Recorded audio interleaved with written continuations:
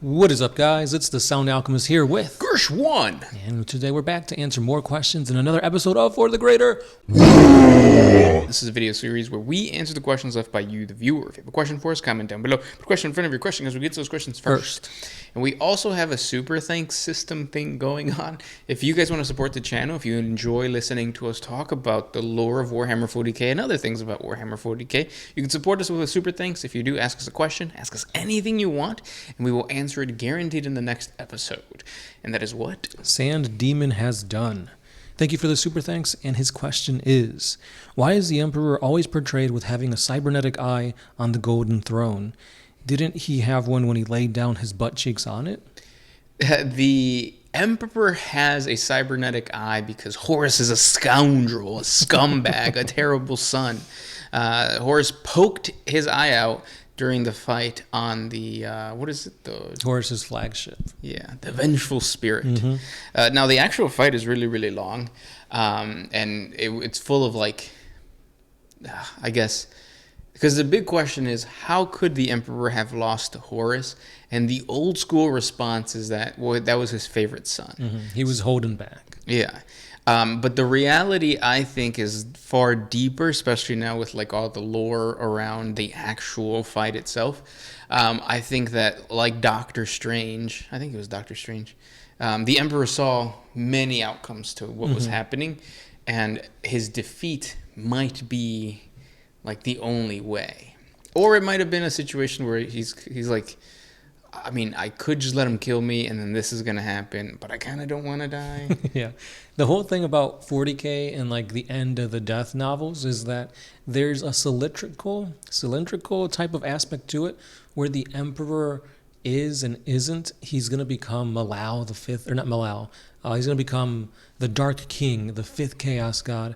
And because of that, he has to die, but his death was postponed when he got put onto the Golden Throne. And during the fight against Horus is pretty much kind of winning the whole fight. He's lighting the Emperor's hair on fire, breaking his ribs, plucking his eye out with his talon, and of course, ripping off one of the Emperor's arms. The Emperor is supposed to be this big, badass, like nigh omnipotent being, and you see Horus, who of course is a puppet of the four Chaos Gods. They're all fueling him with their own chaotic power. He is standing toe-to-toe with the Emperor. Now, is this a fair fight? One can say no, because the Emperor is also fighting in the warp as opposed to just there putting all his effort against Horus. So he's fighting like two different battles at the same time, and he's also utilizing the fire that he stole from the Chaos Gods. And as you're reading the passage in the last book of The End of the Death, you see that this fire that fuels him is slowly fading away. So his power is weakening while that of Horus is kind of increasing. And at one point, there's even a part where the Emperor goes and touches Horus in kind of like a fatherly gesture. But that's just tricking Horus. He's really just sucking the energy or that warp, like that warpness that Horus keeps growing, or that power that he keeps getting, to bring him back. And then they go at it again, and it's like a whole thing. Yes, and this battle is a long one. Yeah. So like it's very interesting to see like the Emperor, which we've kind of been like seeing glimpses and bits and pieces of him throughout the Horus Heresy, showcase his true strength. Yeah. Now, would you ever want to see the Emperor have a model for 30K?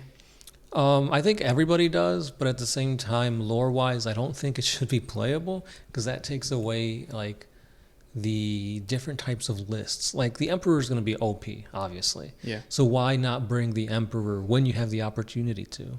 Yeah. Also, within the lore, there's never a time when the Emperor fights, right? Within the books.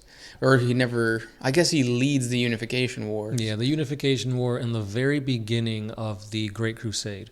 After that, he's like, you know what, I'm done, guys. I got some projects I got to work on. Horus, you're in charge. Yeah, but even when we're reading the Primarch series and the Emperor is like talking to Magnus and stuff like that, it's never in the sense of like, you and I are both going to lead the siege on this planet, or you and I are going to like bring pacification to this planet. It's always just like the Emperor being a fatherly figure. It's like this is the Emperor past his prime. He's just putting his wisdom into his sons? Yeah. Good question, and thank you for the super thanks. The next one comes from the big one. Do you think it would be a good idea for humans to destroy the sun? Then you'll save money on air conditioning. No more sunburns. You'll be less thirsty and no more stinky pits. You can still sweat in the dark. Yeah, I was going to say, pits are always going to stink. You should go into the caves in Colorado. That shit is scary.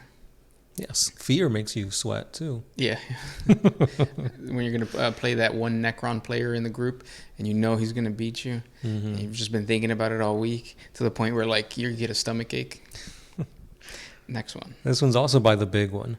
Can the Imperium terraform planets? Like, can they actually turn a barren rock that's been stripped bare by the Tyranids back into a hospitable planet? I don't like that you threw the Tyranid part in there because then it's going to make me feel like, because the answer would be yes. So then it diminishes the fear of the Tyranids. Mm-hmm. But yeah, technically yes. Well, let me backtrack. They did have that technology during the Dark Age of technology, the golden era of human technology. They had STCs that would send out AI or the Men of Iron that were like massive freaking, what is it called? Terraforming robots. Mm-hmm. And they would create like green where there was dust. But the problem is that technology might be lost. And the response, the verification of that is that Mars itself is a barren waste. Yeah. And so if the most technologically advanced planet can't bring back green, well, I mean, they'd never had green, but like bring green, then what does that say? They have better things to do. Maybe. And at the same time, I don't think they would terraform the planet because like underneath the Martian sands is where their god lies. Yeah, the Omnissiah, the Void Dragon, the Shard of the Catan. It's fun to go back to old videos and hear us talk about what the Void Dragon is and like a mystery thing. But now it's like, oh, we know. Mm-hmm. It's a good thing. Which is interesting. It's like there's been a lot of mysteries that have been revealed in 40K, but I feel like the mystery is better than the truth. Yeah. Oftentimes. And that's why like the Lost Primarch should never be like identified or anything like that. The homebrew element of 40K is within its like ambiguity and mystery. Mm-hmm. And that's part of what everybody likes. And if you don't like the homebrew aspects of it, you need more imagination. Yeah. Next one. Brian BBBBB. What is the best season? Hands down for me, it's fall. I like the 4th season of couples therapy. They have a throuple, and it's really interesting. I gotta get on that. Why do you like fall? Because it's not too hot and it's not too cold. The sun's going down earlier, which like you still have enough sunlight, but you also have enough darkness, like in case you want to watch a movie, you don't got to worry about the glare from the sun, etc. Yeah, Halloween. Yeah, cornfields, pozole. Yeah, you start eating soup again. That's pretty good. We should get pho. Yeah. I also agree that fall is the best season. Part of me wanted to say spring, but you're too depressed from the winter to like. Yeah. And yeah, if you live in like California, Florida, those places, you probably don't even experience the extremes of the seasons. Yeah. It destroys you, your body, mind, and soul. Yeah, and snow's only cool when you don't have to drive in it. Or if you're like visiting and you just want to see the snow. Because shoveling that is not fun. Yeah. Yeah. Next question comes from Jose P.H. Farish. Jagatai Khan. So you're referring to... Jagatai Khan was not the most loyal at all. Seriously? So I guess in the previous episode we talked about the different Primarchs, and Jagatai Khan, Primarch of the White Scars, we said was one of the most loyal. I don't remember saying that though. So was it like maybe just... I know we were ranking them, but... Yeah, I mean, I don't know of any instance where he was like trying to betray the Imperium. Maybe he was just kind of like his own person, but so were all the other Primarchs. Even when you look at a Primarch that's supposed to be very, very obedient to the Emperor, and specifically the Great Crusade, aka Perturabo, who always had like the shittiest work to do. Mm-hmm.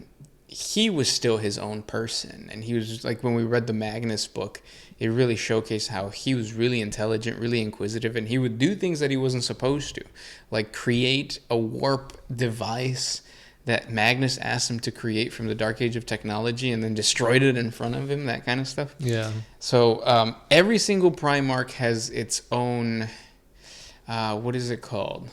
Like freedom, and they're loyal to the Emperor to a certain extent, if that makes any sense. Yeah, I mean, and it's not like he was like, yeah, I'm going to join Horus and defect. Yeah. But even if he did, I wonder what god he would go to.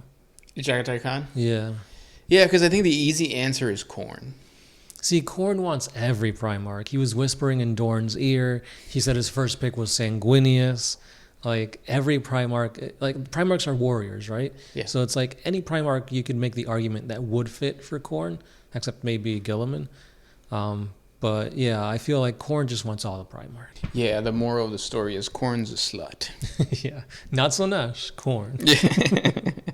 And those were the questions for today. Thank you guys so much for the super thanks. Thank you guys so much for supporting the channel.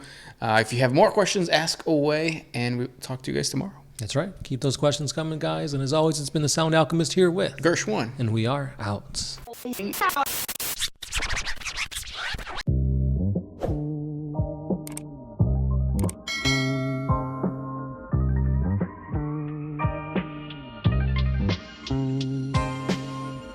Always used to put my freedom first in any situation.